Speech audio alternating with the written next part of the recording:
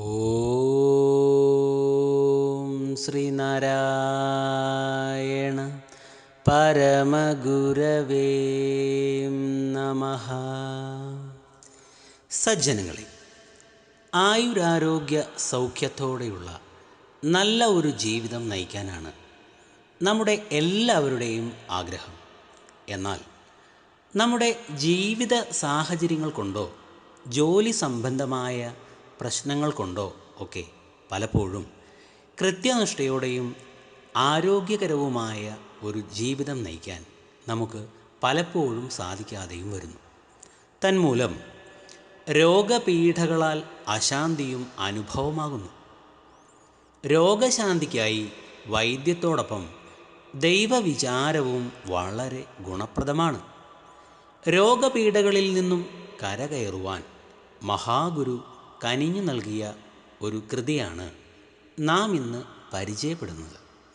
ശ്രീഭദ്രകാളി അഷ്ടകം എന്ന 8 ശ്ലോകങ്ങളടങ്ങിയ മഹാമന്ത്രമായ കൃതിയാണ് അത്. ശ്രീഭദ്രകാളിയുടെ സകല ഭാവങ്ങളെയും നമുക്ക് ഈ കൃതിയിലൂടെ ദർശിക്കുവാൻ സാധിക്കുന്നതാണ്. സംസ്കൃത ശ്ലോകമായ ശ്രീഭദ്രകാളി അഷ്ടകം നമ്മുടെ നിത്യജീവിതത്തിൽ പാരായണം ചെയ്യേണ്ടുന്ന കൃതികളിൽ പ്രധാനപ്പെട്ടതാണ്. എന്തെന്നാൽ ഇത് നിത്യവും പാരായണം ചെയ്യുന്നത് മൂലം ജീവിതത്തിലുണ്ടാകുന്ന അഭിവൃദ്ധി തന്നെയാണ് അതിൻ്റെ പ്രധാന കാരണം. ഇത് നിത്യവും പാരായണം ചെയ്യുക വഴി നാം അനുഭവിച്ചുകൊണ്ടിരിക്കുന്ന രോഗപീഠകളിൽ നിന്നും മോചനം ഉണ്ടാവുന്നതാണ്.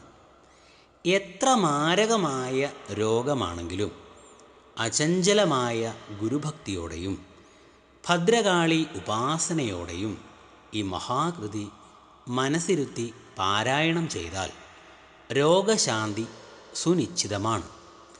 നിലവിളക്ക് കൊളുത്തി സുപ്രഭാതത്തിലുള്ള പാരായണത്തിനാണ് ശക്തി കൂടുതലുള്ളത്.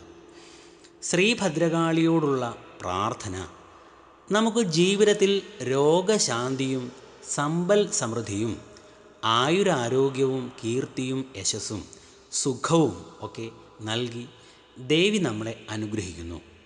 ഇതിന് നിഷ്ഠയോടെയുള്ള പ്രാർത്ഥന അത്യന്താപേക്ഷിതമാണ്.